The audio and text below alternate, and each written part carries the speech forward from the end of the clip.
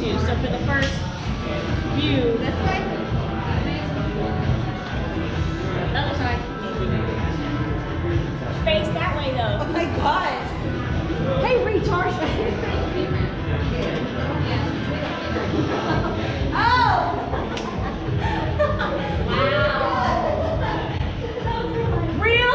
Real life. Real life.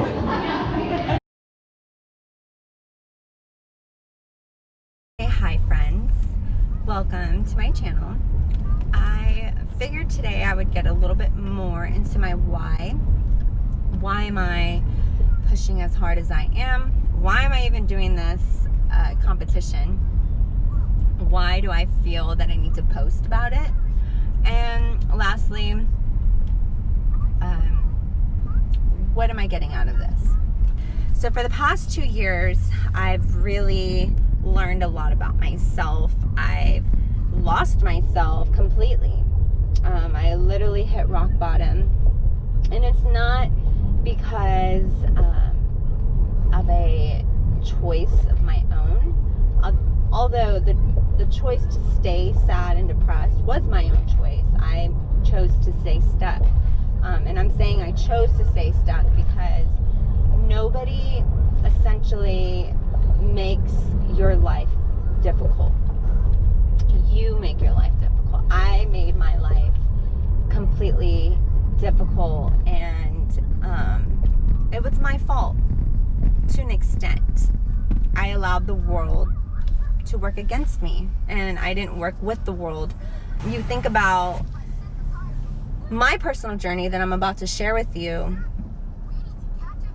I know to an extent you can relate, whether it's through financial, family, spiritual, emotional, mental.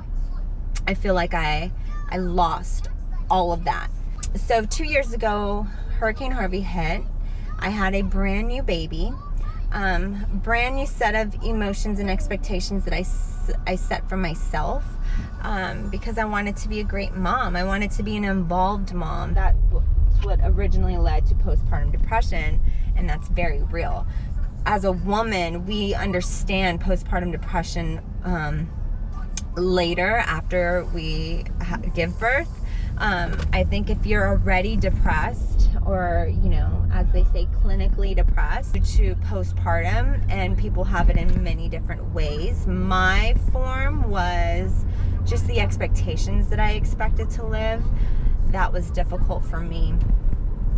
But then when the hurricane hit, that just sets a whole new level of trauma, literally trauma in my life. And I think that's where me and my husband are so different, because he chose not to be emotional with the trauma. It really is trauma, and that leads me to post-traumatic stress syndrome.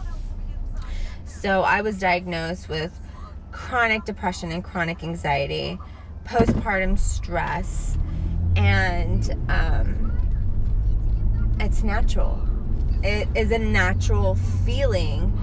Though I couldn't take medication for it, because I was breastfeeding, I understood that these are real feelings that I had to feel. These are real emotions that I had to feel. These are real things that I couldn't look away from.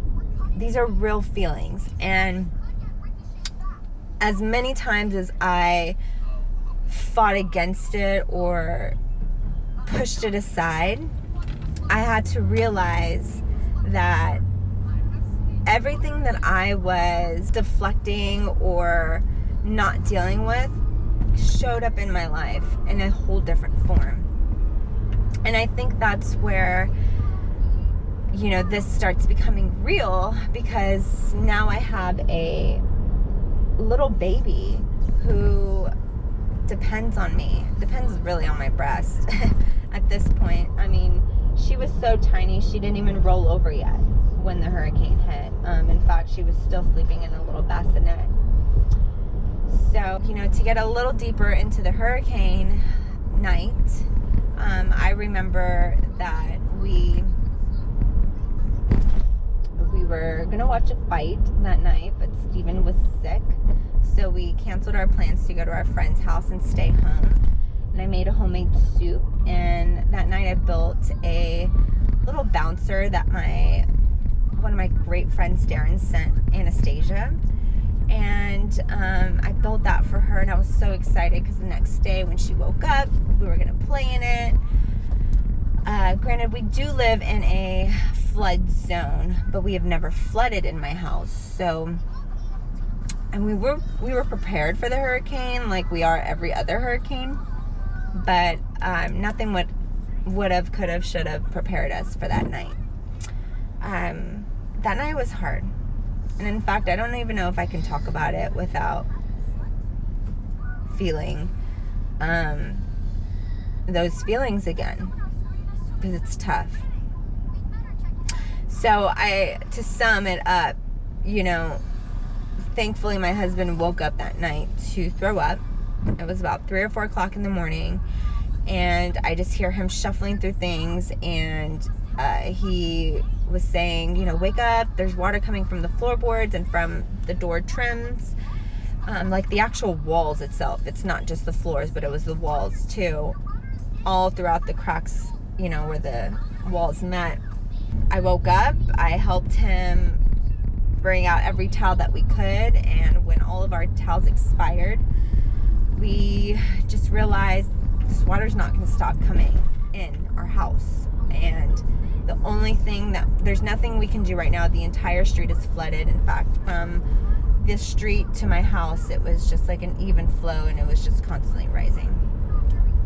So Steven just said, let's put the dogs and the baby into our bed, because we have a very high sleigh bed, and let's wait it out, because there's nothing we can do at this point.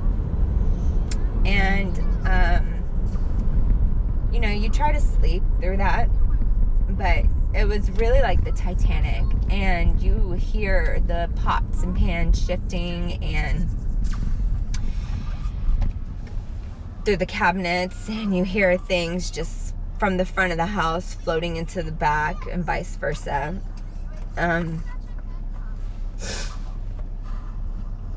It is tough.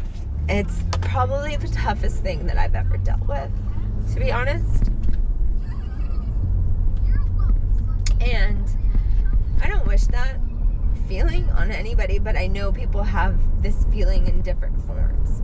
And so that's why I want to share my story, because I feel that through my pain, I can heal somebody else that's dealing with something similar.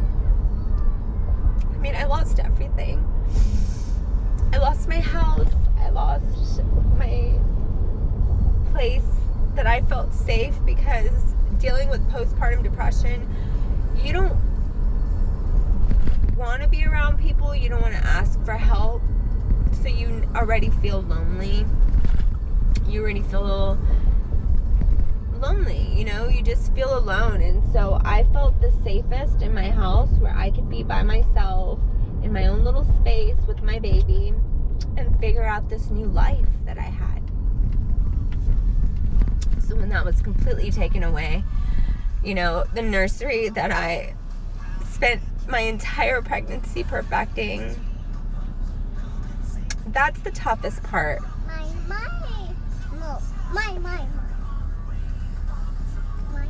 Because that's what I was so proud of. That one room was my room of, in that house for her. Completely flooded. So, I don't even have to go into more details of the trauma that happened to the days that followed, because that experience of leaving the house when it was flooded was one thing. That was one thing. But the next day, when my neighbor literally broke down the door to get us out of the house, because he's like, you can't be in here with this baby. And then you hear people screaming for help, and you hear the Black Hawk so low to the ground, the entire house is shaking, and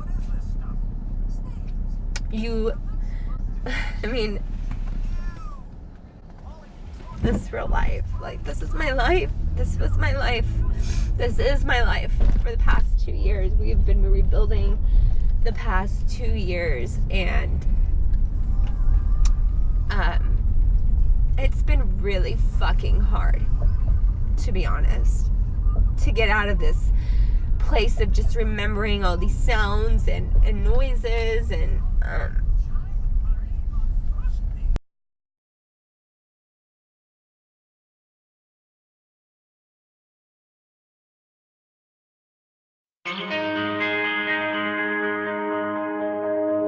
Too many days in the darkness without a glimpse of the light.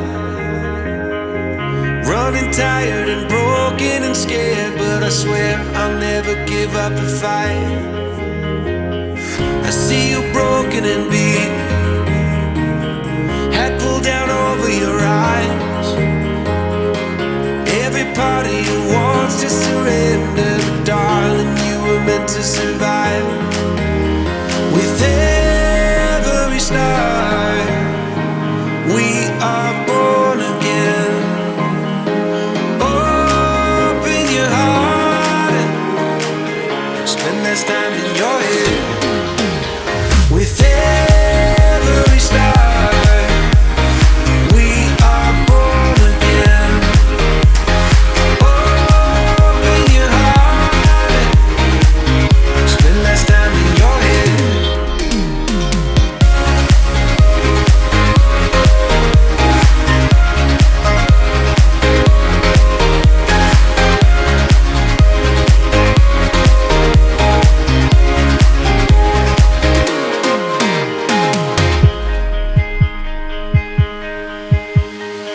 Just like a seed in a garden, you will grow to be tall, staring out over miles of land without it, but wanting to build up walls.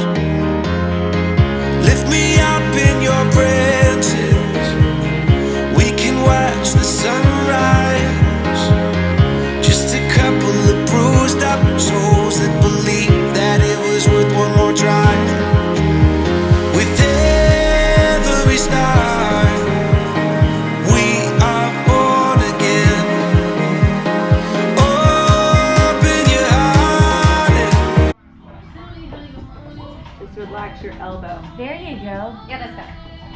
Arch your back. Contestant number 4. And smile. She's trying to smile and breathe at the same Yes. time.